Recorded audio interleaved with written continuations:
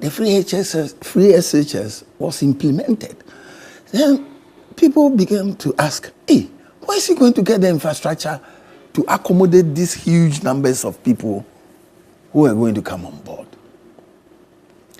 So the first day I heard from a cabinet minister that we went to cabinet and we have decided that we are going to introduce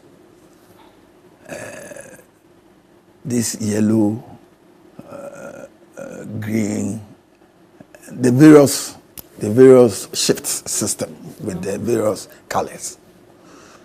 And we were wondering how we're going to implement that. But you see, that was a smart one. That was a very smart move because you have this size of room. And anytime students close around 2 o'clock, the place is empty. Why can't you utilize it for another batch? And then to make the the student-teacher contact hours same as what was existing in the mainstream 8 to 1 o'clock. That was a smart move.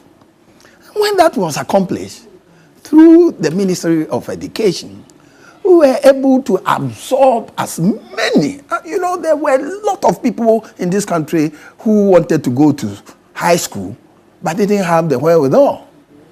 So that one was very smart, and we must boldly, we must be boldly congratulate the government of Nana Addo Dankwa Akuffo-Addo, in spite of what John Mahama is saying, he started it or what. Why not? He's given evidence that he began this. Oh, I also have evidence of he and his people, his general secretary, speaking, making demonstrations, going to the extent of even the Supreme Court to stop the free SHS from being implemented. So I also have that.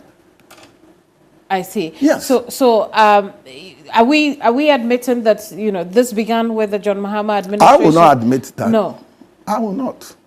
I will not, because the moment Nana Akuffo-Addo went on Hastings and was trumpeting, if you give me the opportunity, I will bring a free SHS. They started objecting to it. So why did then candidate Akuffo-Addo then Lord John Dramani Mahama for the free senior high school he has started?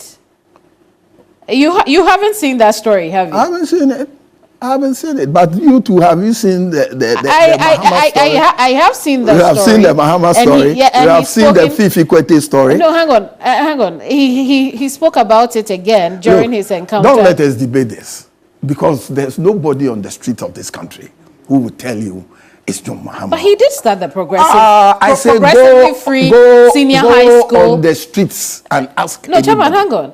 He started the progressively free senior high school. I'm not aware. Which included the e-blocks, which included the day students having free school. But of course, he was kicked out of government. I'm saying, if you go to the nook and cranny of this country and ask anybody who brought free SHS, you'll be let down. Please, don't go and be let down. You'll be let down, because everybody knows it's the baby of Nana Addo Dankwa. But why can't we acknowledge, if your candidates then acknowledge Mohammed's... So go to the streets and ask them. Go onto the streets and ask them. But won't it be honest politics if we acknowledge this is not politician matter. It's those who have benefited, those who are in their homes and in the streets. I'm saying, go and ask them.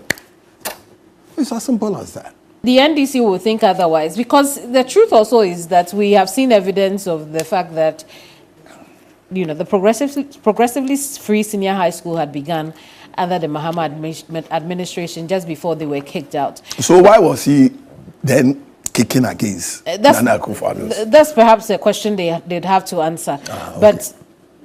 But let's talk about quality. There have been concerns raised about the quality, in that there has been an over-concentration on quantity.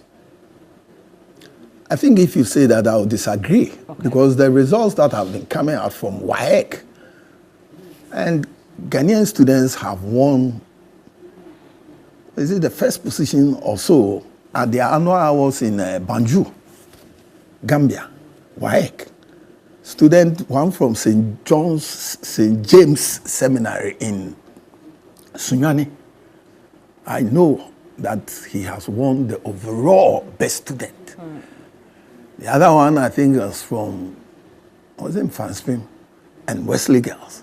Right. Yes. So in terms of quality, I wasn't So what are you I wasn't referring to the results. I was referring to the quality of life that children have, particularly those in the boarding schools.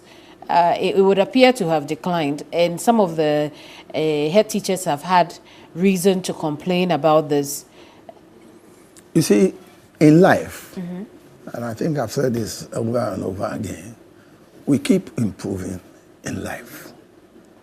There's nothing like you have reached the apogee, so you must remain there. What is important is that we want to change the life of young men and women by giving them access to free education. Otherwise, nobody knows where they'll be. There's a story of a young man from Eastern region, the constituencies, whose mother was on the TV, Right. crying. And then when he was absorbed into the free SHS, he made 8 A's, and he was walking, I think, a distance of about 8 miles a day to school.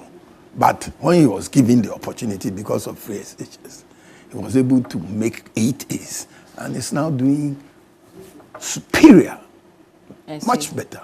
So, and there are a lot of them like that. I met a young woman in Kumasi, even recently, at this room. He said, hey, Chairman, my daughter has been able to access free education. She's now a nurse. You want me to retreat? As for me, my child gets to be a nurse. I'm not proud of it. So you go down there and ask people how the free education has helped them.